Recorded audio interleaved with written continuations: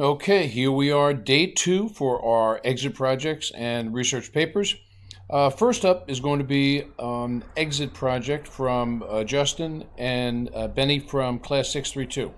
What I am going to do is I'm going to go through the slides, and since this is a little longer than the other ones, I am going to stop at each slide, say a couple of words. I may not read the entire project, but you can go through yourself and look at this and make the comments, because the recording device that I use only goes 15 minutes, and it's a good amount of time for you to keep an eye on this.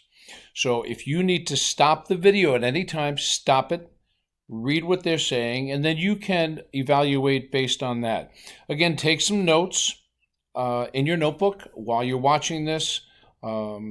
See what you like about it, what you don't like, what interests you at first, how you think could have been improved, different parts of it, anything you'd like to comment on, just as it would be during a presentation in class. So this is the paper airplane tip experiment. And let's start right now. Our problem. Problem. Will the material of the tip of a paper plane airplane affect out how it'll fly? This is the tip of the paper airplane, the part that we will be modifying in case there's any confusion. Okay, so they're going to give you a little bit of background information here. They're going to go through the materials: copy paper, cardboard, rubber bands, staples, tape, a lot of it, scissors, some other things. So they have their materials here. Design of an airplane.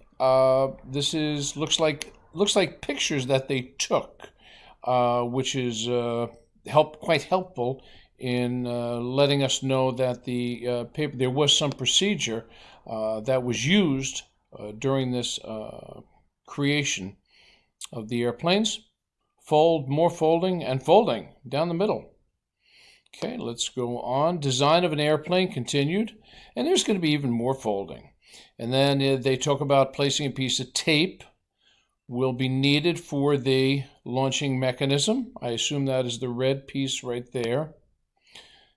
And for this, very interesting, they're going to use a custom launching device, and it will eliminate the human factor. So that is sometimes a problem when you're doing these design exit projects. Some of the human factors interfere with uniform findings every time you change your independent variable. So this looks pretty interesting.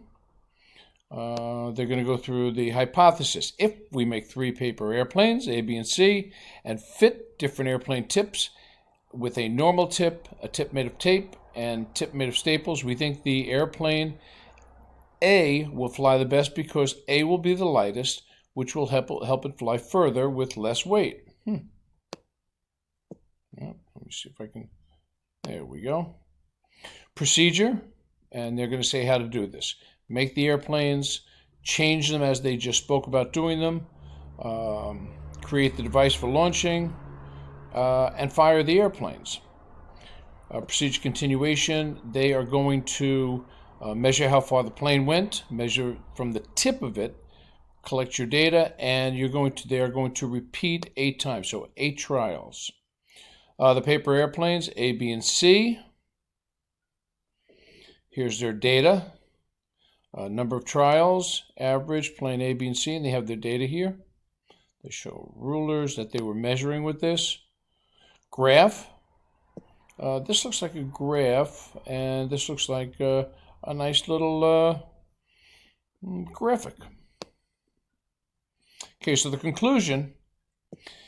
In conclusion, our hypothesis was not supported by the data. In our hypothesis, we stated that an unmodified plane with no special tip would fly the furthest because it was the lightest. But in our data, it showed that plane B with a tape, a covered tip, actually flew the furthest. The average distance that each plane flew was plane A travels on an average of 10 feet, plane B traveled average 10.4, and C 10.2.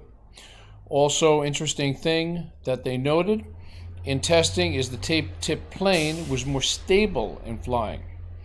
So in this case, it turns out that the plane with a tape tip is better than an unmodified plane with a staple tip. Okay, great. Give a little clap there. Didn't clap for the previous ones. We'll clap for these now. Not that the other ones weren't deserving of it. Okay, so I am just going to, instead of making comments about any of the other things, which could make a couple of comments, but the one I'm going to make is going to be for what they could do next time. So I think the fact that they have nothing, because you have to have a control group, which is not modified at all, and then they have the tape. So they could use 2 pieces of tape, 4 pieces of tape, 6 pieces of tape. Remember, when you have your independent variable, if you're changing it, you have to just change it, but not so drastically that you're using different materials. So they used tape, and they used paperclip. So they're really actually changing quite a bit from the tape to the paperclip. So that would be my one and only critique. So anything you like, make notes about it and let them know in the discussion on the forum. Now we are going to move over to James from 633. He did a research paper. So this is one of the first that I've gotten. And I don't know, James, I'm not sure what you did this on, but I had to actually kind of download this whole thing as a PDF, and we're looking at it. But if you could put it in the format, if you're doing this, or if you have it, if you could reload it before I get to see it, PDF, Google Slide, PowerPoint, but doesn't matter. We can see what he says. So I'm very excited about this because this is the first one I'm going to be critiquing for you as far as research papers go. Title is Tech Affecting Health. It's by James in 633. Can tech or screen time affect your health? If so, how can you make it better? Well, actually, screen time can affect your health. Screen time can cause back, neck pain, and even damage your eyesight. So you shouldn't stay in front of a screen for longer than 1 to 2 hours. Of course, it is better to look at a screen for 2 hours max, but if you have to, don't worry, because there are some solutions to that. Aside from 1 or 2 hours of technology, screen time every day, it can be harmful to your health. You probably know that it can ruin your eyes, and it can gain you lots of weight, and it can give you pain, such as neck pain and back pain. And I assume he's putting this link in here, it states, aside from its effect on our physiological and social well-being, spending a large portion of the day in front of a screen can lead to a panoply of physical health issues. This shows that too much screen time can lead to major issues.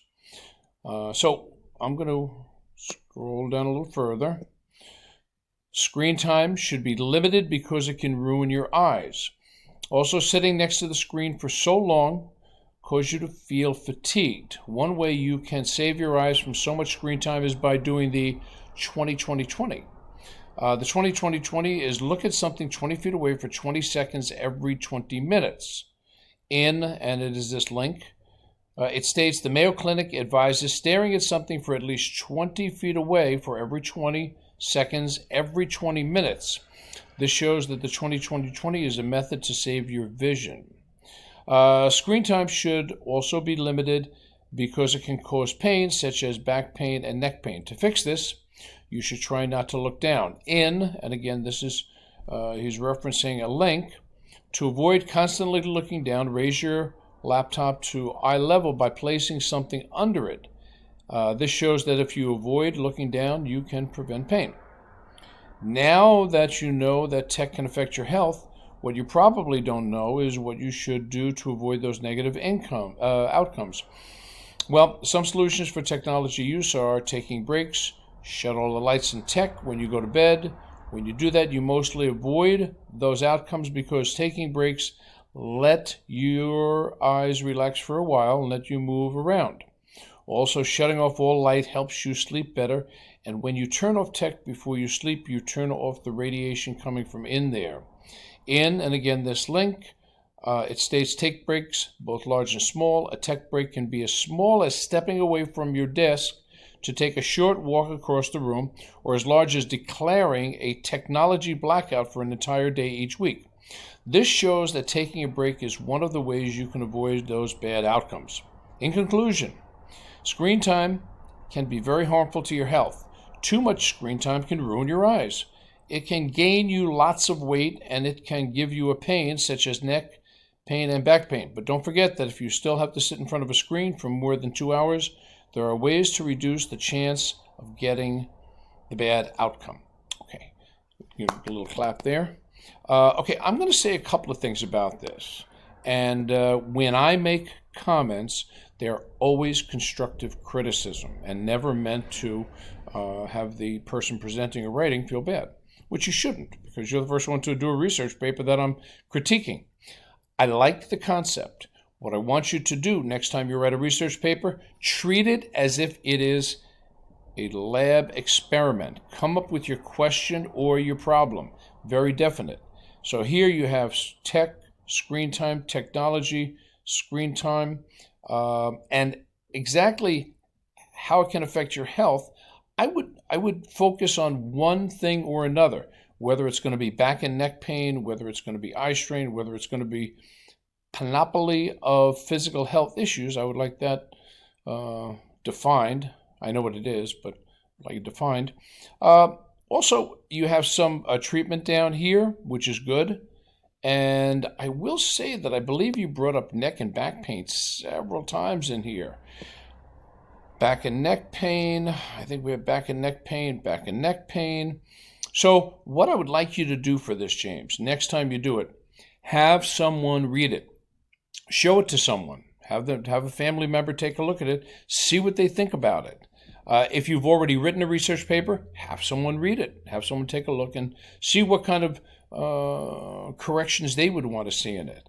I like the idea of this because it has to do with a topical issue, computer use and eye strain, neck pain, back pain. You give some talk about raising your laptop, some ergonomic changes. You have a lot of stuff in here. I think if you would focus on just one aspect, eye strain, neck pain, back pain, wrist pain, carpal tunnel syndrome, whatever it be, focus on one and research that more thoroughly. But overall, I liked it. And so I want you to read through this. I'm going to start at the top and I'm going to click down to the bottom. If you have to stop your computer, stop the video, and to read it on your own, be my guest, make some suggestions for James, and remember he was the first. So very good, and we will see you again Wednesday, and I will have something more exciting. I don't know what's more exciting than James's paper though. Maybe Benny's paper airplane. Not really sure. But you folks have a good night, and thank you very much.